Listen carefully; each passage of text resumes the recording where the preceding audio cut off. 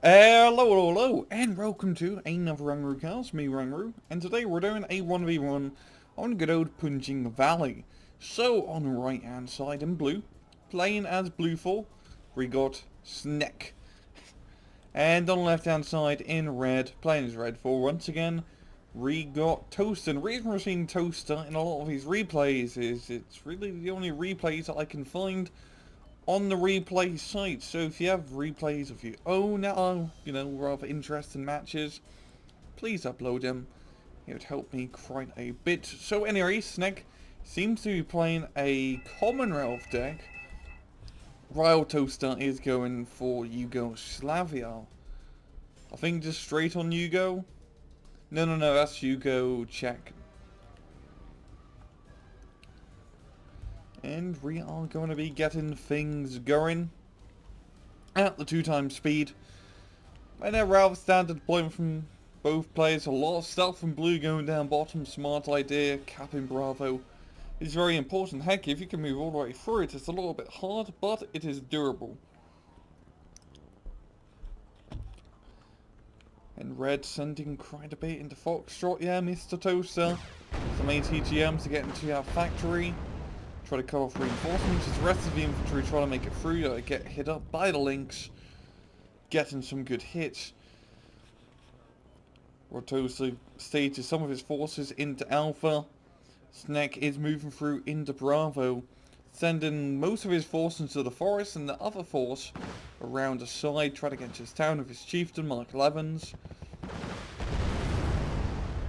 And Toaster is making an attack.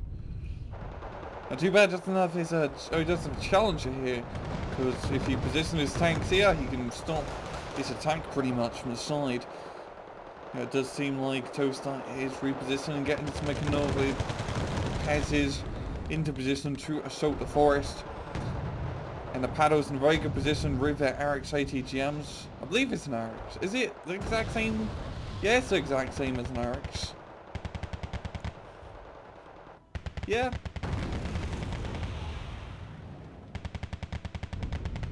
But anyway, they're blowing stuff up with their rather powerful ATGM. And the Mechanovas are going at it against the Fusiliers. And because this is Yugo infantry, they're probably going to win. Because Yugoslavia. Top hand side, attack didn't go too well for Toaster. Most of it getting findled away just by a Green Jacket, SAS and Commando Squadron. A little bit of help from the Spartan. And that's going to be very important because you do want to hold the out factory area. As Bluefall got Harrier GR3 going in for a rocket run, but decides to not. He should really notice that the enemy doesn't have that much AA on their side, so another plane would definitely help. It's not exactly looking good for Snek. As the Moderna and whatnot pretty much cleared that entire forest, and you have a very good control over Bravo now. And holding this forest for Redfall is huge because you negate enemy reinforcements from getting into Bravo, and it's also a very excellent point to attack into Delta. And the Harrier GL3 coming in, all of that rockets, all that firepower, just to kill two guys with a scary missile launcher. But those Conquerors are annoying, so I can definitely see why you'd want to do that. And didn't even get hit, so it'd be a rather fast rearm time. We got the Fusiliers attacking very smartly, spreading them out so they both don't get stunned at the same time. Now then to move more, I don't want to say tactically, but you got Moderna getting hit up by what seems to be smart bombs, and the Fusiliers trying to kill the Moderna. Does have that Law AT, which definitely is a powerful rocket launcher. And Moderna is going to be pulling back low on ammunition. The Vickers coming in, getting a good old hit. Harrier GR3, what are you doing?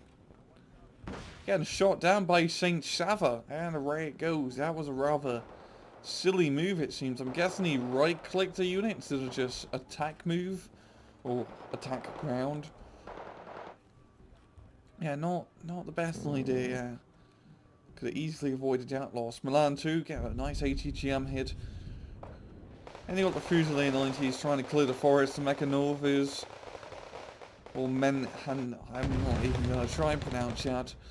Falling back of only 1 HP or one guy really. Snek got most of his forces. Might want to move up the challenge marks, or just a challenger I should say. To try and clear out forest.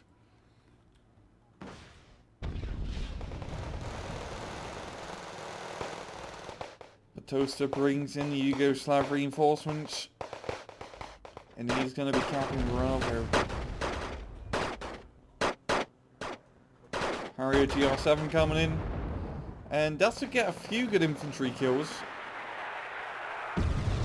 That's not even wiping out an entire squad here, huh? However, unfortunate, Green Jackets kind of basing out the Red 4 infantry. Concourse M trying to hit the Charlie, and I believe that would be a side shot that hit. But the Charlie doing the smart thing and backing out of that situation. And, well, things aren't looking too bad for Snek. He has pretty much lost the entirety of Bravo. He still has that town. You know, the chance of getting reinforcements in there would be a pain in the butt because he has to manually move them across this road here and into the town instead of just driving directly into it. Milan too, a little bit outnumbered as well. He does have Foxtrot mostly under his control, though. Only one Green Jacket squad in that factory area, which is a little bit lackluster if a full-on attack does happen. I mean, a little bit more than just one Green Jacket squad to hold pretty much any sector. Chiefs of Mark 11 finally getting some R&R from the man Catty and doing its thing of blowing everything up. Oh, Red 4 forces are moving up, and that's PBs, Modernas, lots of infantry, and Proletariat. Yeah, that's not going to go too well for Snek as he holds on to the town with the last of his guys. As they're moving the Fusiliers to hold just secondary farm area. Is that really a farm? I know, it's more like a wood logging area, like a wood camp. No. Cut down wood. Lumber camp, here we go. Yeah, Toaster completely capping Bravo. I mean, he could either, well, attack Delta or Foxtrot. Those are his two options. Foxtrots would be easier to neutralize and gain a +1 advantage. Yeah, which at the same time, if he can get into Delta and just neutralize Delta, yeah, that'll be a +2 point advantage. And AA trying to shoot down Harrier GR7. You know, it does get away.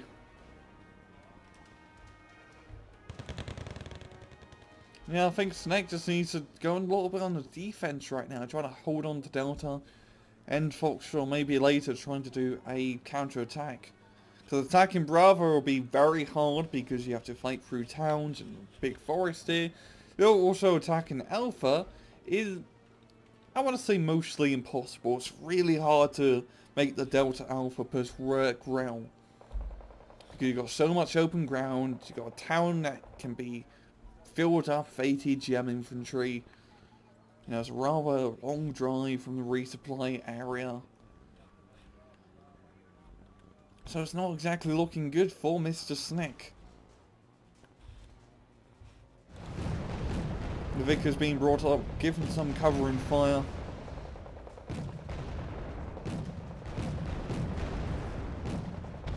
Killing the PB. GR7 dropping bombs, so it does get shot down. Toaster definitely buffing up his AA with those good old Savers. Really, really fantastic piece. They're well, decently fast. Great missiles, and a rather cheap price, and it's also IR. So don't have to worry about seed. We've got his SES going all around the top hand flank here. Going for a little bit of a mid-afternoon stroll through the Asian countryside. Well, I don't know what country it is. It's either Korea or China. But anyway, he's making his way through. Killing the CV will be a rather hard thing to do because we've got two past Pragas here. And this really just comes down to who can shoot who first. Another Harrier GR7 getting shot down.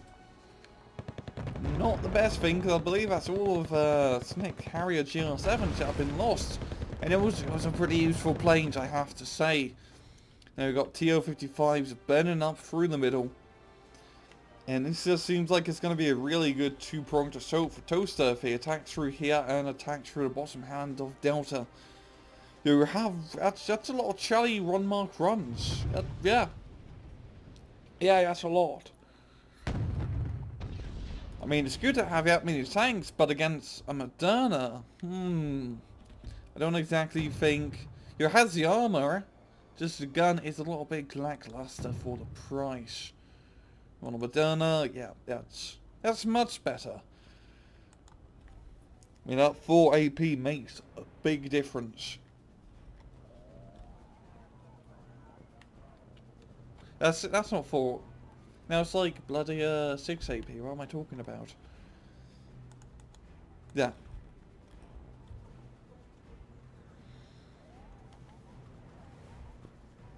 But yeah, both sides just settling down a bit, getting more reinforcements up.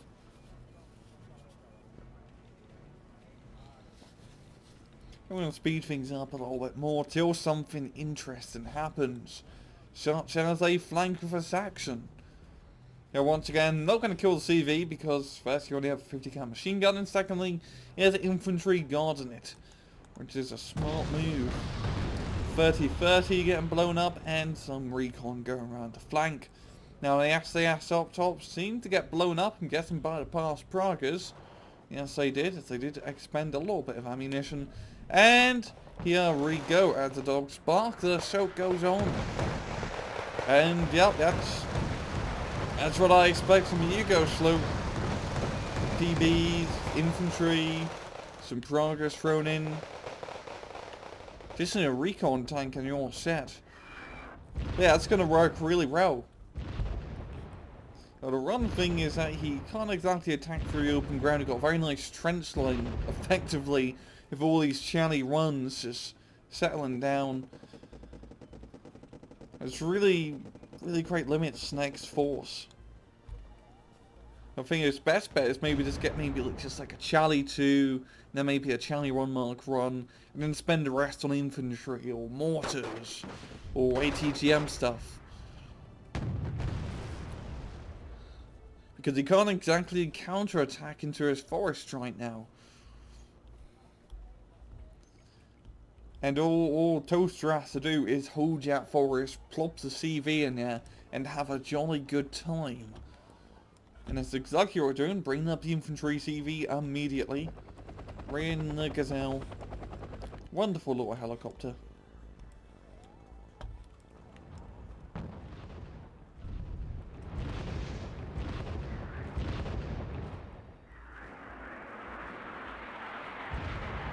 The mortars are trying to soften up the infantry as Commando 90s and Fusiliers go in on the assault. And what really helps Snek, or Snek, I should really say, he has some goddamn Centaurian AVREs. Because you're a little bit lacking in terms of the infantry department for Commonwealth compared to Yugoslavia. So you definitely do need those Centaurians to help even it up. And Roy, you're doing links. No, you don't want to go over here. I mean, those machine guns can definitely rip you a new one.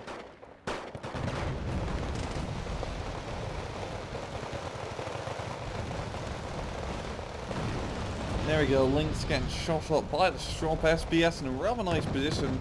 Though it does get spotted, moving out of cover. Mortars doing mortar things and more infantry reinforcements, but it's just not enough.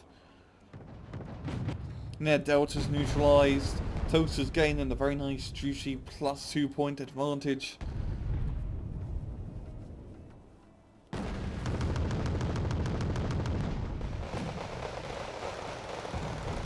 The rest of the Fusiliers coming in, but they are just outgunned, really. And all these tanks in the middle have effectively done nothing.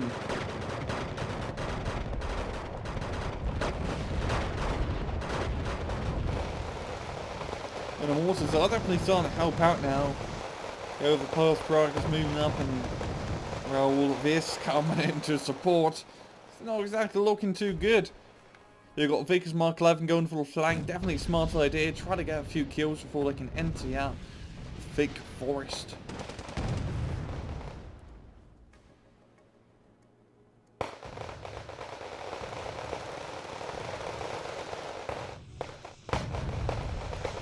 Well, Vicky does get killed. Spartan slowly but surely trying to shoot down a helicopter. And oh wow, that's pretty funny. If they were just to go a little bit left or right by 5 meters, they'd have got blown up by some rocket launchers. But yeah, I'm guessing that is some good cover. You can really forget sometimes that even buildings, you can do some sneaky stuff with buildings. Hiding AA and other vehicles behind them. Yeah, it is always better to get your guys in the forest if you can. Just when there's open ground, to try to look for a building.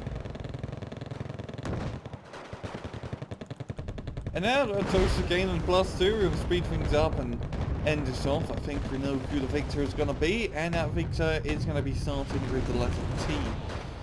And the last few kills, and Snek does surrender, and if we look at the KD, that's a rather hefty KD advantage, 1,310 points to be exact, and Toaster just was very good on the offensive, completely captured bottom with a very nice offensive assault going through middle and then flanking round down below.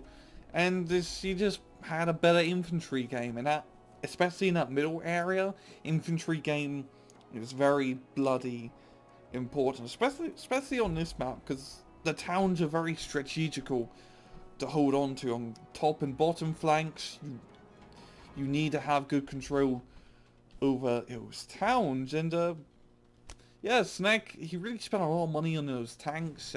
He didn't need all of them. He needed more infantry and close-range support vehicles to help fight over the forest instead of trying to fight over open ground, because he already lost if they managed to get to the open ground. And yeah, I'm going to leave it off at, this has been another Angru cast. I hope you guys enjoyed the video. And as usual, please just take it easy.